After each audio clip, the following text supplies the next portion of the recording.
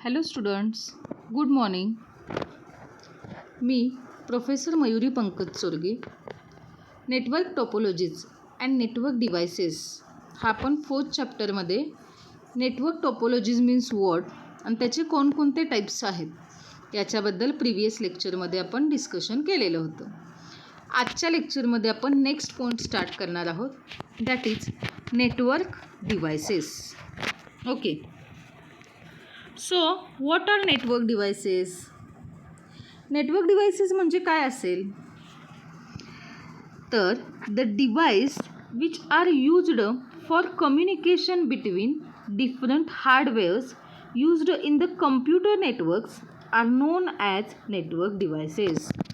Network devices कोणाला म्हणायचं तर असे डिव्हायसेस जे यूज केले जातात, जे काही डिफरंट हार्डवेअर असणार आहेत त्यांच्यामध्ये कम्युनिकेशन घडवून आणण्यासाठी कम्प्युटर नेटवर्कमध्ये जे काही डिव्हाइस यूज केले जातात त्यांना नेटवर्क डिव्हाइस म्हणतात. लक्षात येते का बघा सर्वांच्या?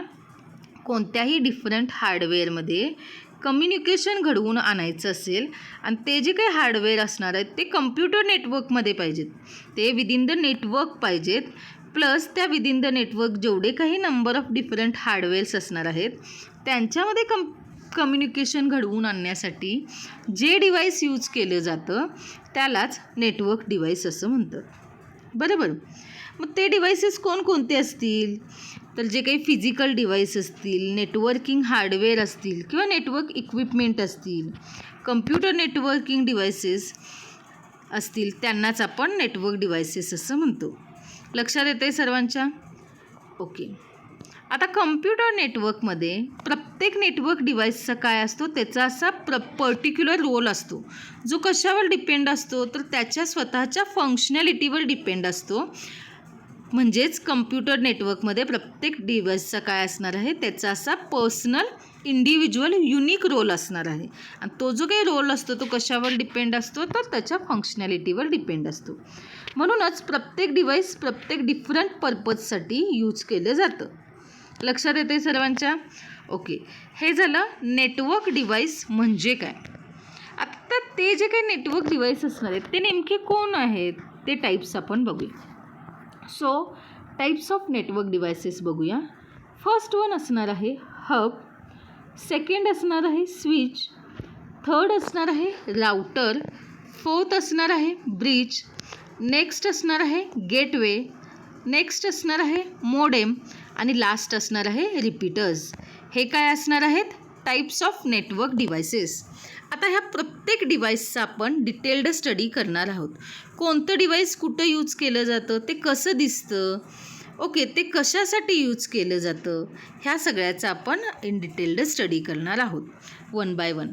लक्षात येते सर्वांच्या? ओके, तर सर्वात आधी आपण हब नेटवर्क डिव्हाइसेसबद्दल डिस्कस करूया. Okay, what is hub? State how they are classified, असा तुम्हाला एक्झाममध्ये क्वेश्चन येतो. लक्षात येते काय बघा? हब म्हणजे काय आणि त्याचं क्लासिफिकेशन कसं झालेलं आहे असं तुम्हाला जनरली एक्झाममध्ये क्वेश्चन विचारला जातो. तर हा जो काही हब असणार आहे तो कोण असतो तर हा नेटवर्क डिव्हाइस असणार आहे. बरोबर. मग नेटवर्किंगमध्ये जनरली स्टार टोपोलॉजीला एक सेंट्रल पॉईंट रिक्वायर्ड असतो जो काय करतो ते डिव्हाइस कनेक्ट करतो. लक्षात येते का बघा? स्टार टोपोलॉजीमध्ये एक सेंट्रल पॉईंट रिक्वायर्ड असतो. कशासाठी तर ते डिव्हाइसला कनेक्ट करण्यासाठी रिक्वायर्ड असतो. So originally this device was called a connector since it consolidated the cable runs from all network devices. लक्षात येते का बघा सर्वांच्या?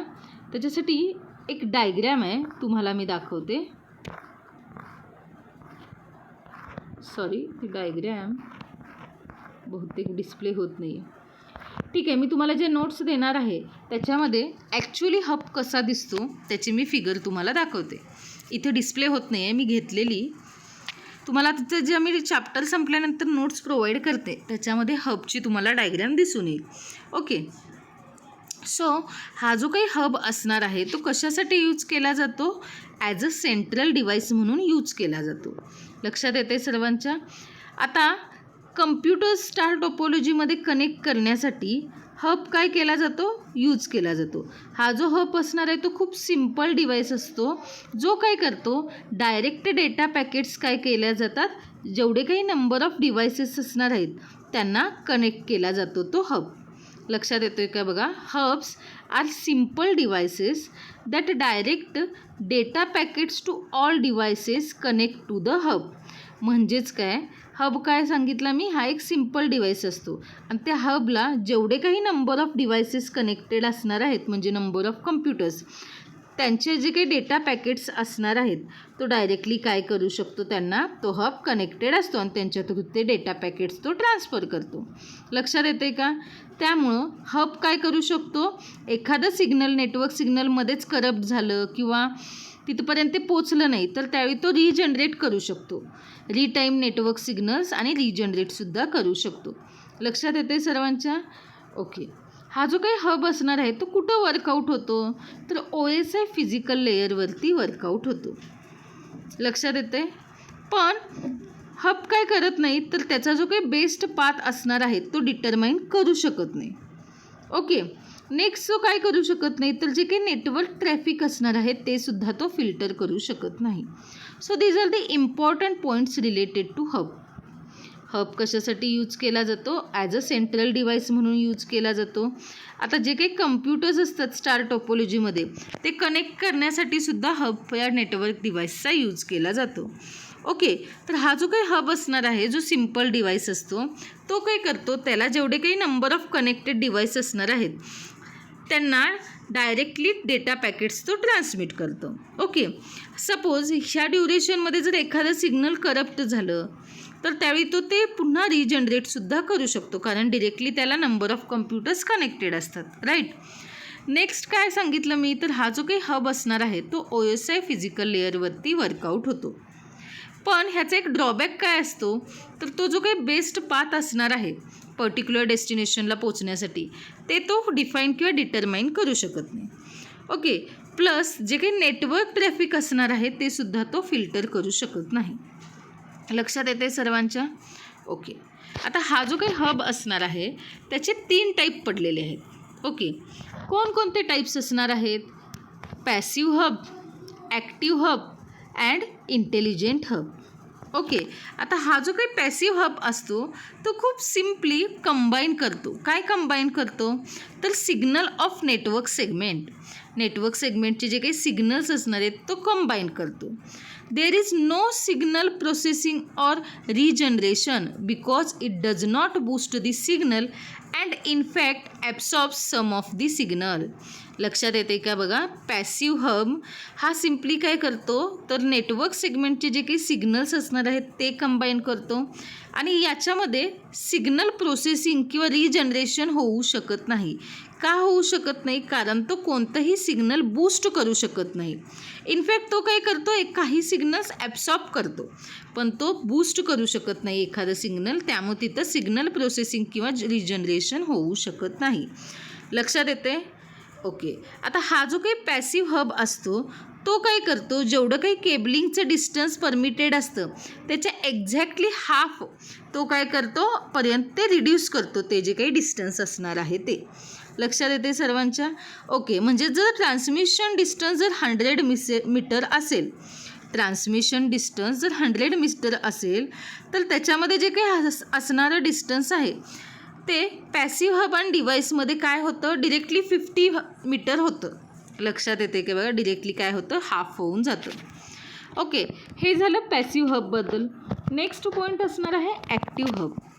आता ॲक्टिव्ह हब हा सुद्धा पॅसिव्ह हबसारखाच असतो, फक्त ह्याच्यामध्ये काय असतं, एक इलेक्ट्रॉनिक कॉम्पोनंट एक्स्ट्रा असतो जो काय करतो, सिग्नल रिजनरेट किंवा ॲम्प्लिफाय करण्याचं काम करतो. ॲक्टिव्ह हबसुद्धा पॅसिव्ह हबसारखाच असतो, फक्त त्याच्यामध्ये एक्स्ट्रा काय असतं, इलेक्ट्रॉनिक कॉम्पोनंट असतो जो काय करतो, ते सिग्नल ॲम्प्लिफाय किंवा रिजनरेट करतो. ओके. आता because of this the distance between device can be increased. आणि ह्याच कारणामुळे, कुठल्या इलेक्ट्रॉनिक कंपोनंट रिजनरेट किंवा ॲम्प्लिफाय करतो सिग्नल, ह्याच कारणामुळे जे काही डिस्टन्स असणार आहे बिटवीन द डिव्हाइसेस ते काय होतं, इन्क्रीज्ड होतं. लक्षात येते का. सो ॲक्टिव्ह हबचा मेन ड्रॉबॅक काय असणार आहे, ते काय करतं, amplifying noise as well as signal depending on whether they function as simple amplifies or as signal regenerator. हाच त्या ॲक्टिव्ह हबचा काय असणार आहे, मेन ड्रॉबॅक असणार आहे. तो काय करतो, नॉईज ॲम्प्लिफाय करतो. लक्षात येते सर्वांच्या? ओके. त्यामुळे हा ॲक्टिव्ह हब काय होतो, एक्सपेन्सिव्ह होतो पॅसिव्ह हबच्या कम्पॅरेटिव्हली, कारण याच्यामध्ये एक्स्ट्रा एक इलेक्ट्रॉनिक पार्ट आलेला आहे ना. सो लक्षात येते. जनरली याला कधी कधी मल्टीपोर्ट रिपीटर असं सुद्धा म्हणतात. लक्षात येते काय बघा, हा जो काही ॲक्टिव्ह हब असतो त्याचं जे काही फंक्शन असतं ते ॲज अ रिपीटरसारखं असतं, बरोबर. तो काय क्रिएट करतो, डुप्लिकेट कॉपी ऑफ सिग्नल. त्यामुळं तो एक्सपेन्सिव्ह पण होतो, प्लस त्याला काय म्हटलं जातं, मल्टीपोर्ट रिपीटर्स असं सुद्धा कधी कधी म्हटलं जातं. लास्ट असणार आहे इंटेलिजंट हब. इंटेलिजंट हब म्हणजेच काय, तर in addition to the signal regeneration, this hubs performs some network management and intelligent path selection. आता ह्या इंटेलिजंट हबमध्ये एक्स्ट्रा काय येणार, सिग्नल रिजनरेशन्स जे होतात हबकडून, त्यावेळी तिथं काय केलं जातं, network management plus intelligent path सिलेक्शनसुद्धा केलं जातं. हे ॲडिशनल पॉईंट येतात इंटेलिजंट हबमध्ये. लक्षात येते काय बघा.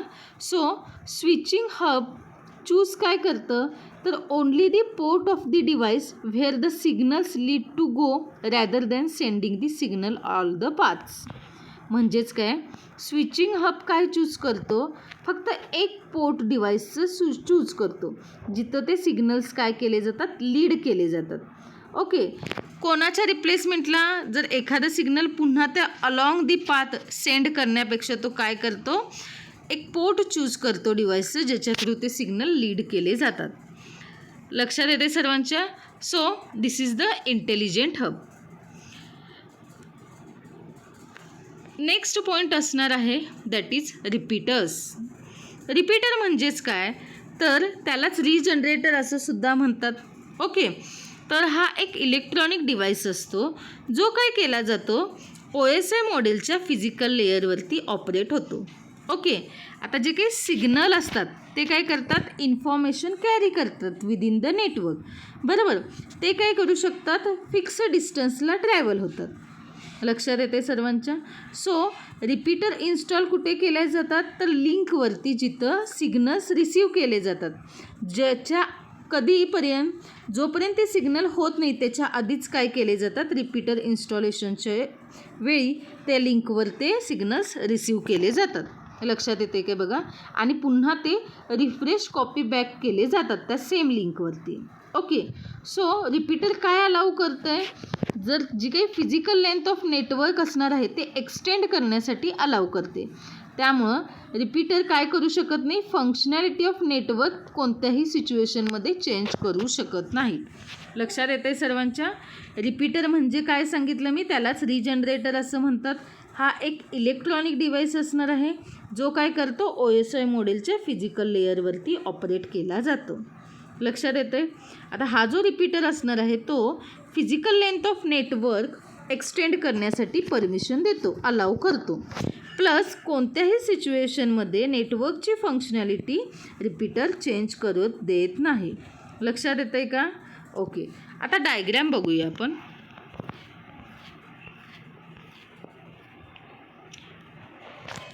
ओके. रिपीटर म्हणजे काय सर्वांच्या लक्षात आलेलं आहे. आता रिपीटर्सची जी काही फिगर ड्रॉ केलेली आहे, प्लस त्याच्या आधी आपण कोणता पॉईंट बघितलेला होता, तर हब. ह्या दोन्हीची डायग्राम इथे डिस्प्ले होत नाही आहे, बहुतेक काहीतरी टेक्निकल इश्यू असावा. आपण जे नोट्स देणार आहे त्यामध्ये त्या डायग्राम्स मी तुम्हाला दिलेल्या आहेत. ओके. सध्या आपण त्याची फक्त इन्फॉर्मेशन डिस्कस करूया. आता हा जो काही रिपीटर असणार आहे, मी पुन्हा एकदा रिपीट करते, यालाच आपण रिजनरेटर असं म्हणतो. आणि हा एक इलेक्ट्रॉनिक डिव्हाइस आहे. ओके. हा OSI मॉडेलच्या फिजिकल लेअरवरती ऑपरेट केला जातो. लक्षात येते सर्वांच्या. आणि हा जो रिपीटर आहे तो काय अलाउ करतो, तर नेटवर्कची जी काही फिजिकल लेंथ आहे ती एक्सटेंड करण्यासाठी परमिशन देतो. प्लस नेटवर्कची फंक्शनॅलिटी कोणत्याही सिच्युएशनमध्ये चेंज करू देत नाही. कोण? रिपीटर. लक्षात येते? ओके. सो एक्झाममध्ये तुम्हाला डिस्क्राईब दी रिपीटर असा क्वेश्चन विचारला जाऊ शकतो. लक्षात येते? ओके. इथं आपलं आजचं लेक्चर कंप्लीट होते. थँक्यू.